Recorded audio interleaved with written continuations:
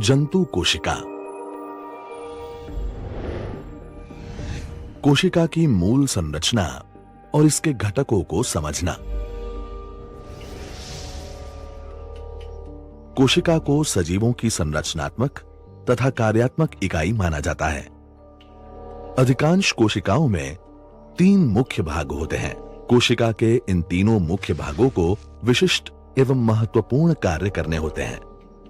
प्रथम कोशिका झिल्ली होती है, जो लिपिड द्विस्तरीय झिल्ली होती है, जिसमें प्रोटीन आबद्ध होता है। झिल्ली में ये प्रोटीन पदार्थों को कोशिका के अंदर और बाहर जाने में मदद करते हैं। कोशिका के अंदर जाने पर हम कोशिका का दूसरा महत्वपूर्ण भाग देखते हैं, जो कोशिका द्रव्य होता है। कोशिका द्रव्य एक जेल जैसा द्रव होता है और ये अनिवार्य रूप से लवण और जल होता है। विविध कोशिकांग और जैव अणु इसी में तैरते रहते हैं। कोशिका के केंद्र में हम तीसरा सबसे महत्वपूर्ण भाग देखते हैं, जो कि केंद्रक होता है। केंद्रक झिल्ली द्वारा कोशिका द्रव्य से पृथक रहता है, जो इसे घेरती है और सुरक्षा प्रदान करती है।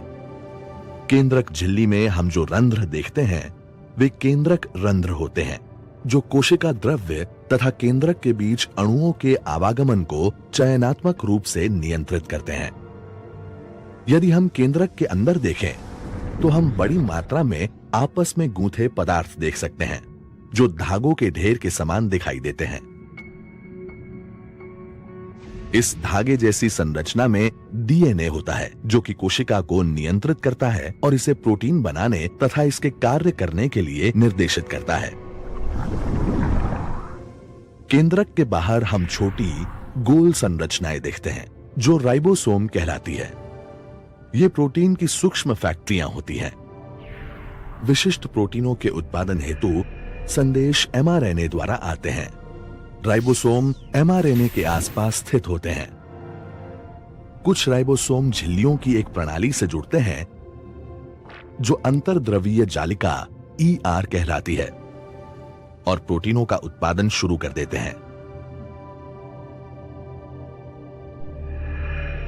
वृद्धि करने तथा अन्य अनेक कोशिका प्रक्रियाओं के लिए इन प्रोटीनों की आवश्यकता होती है।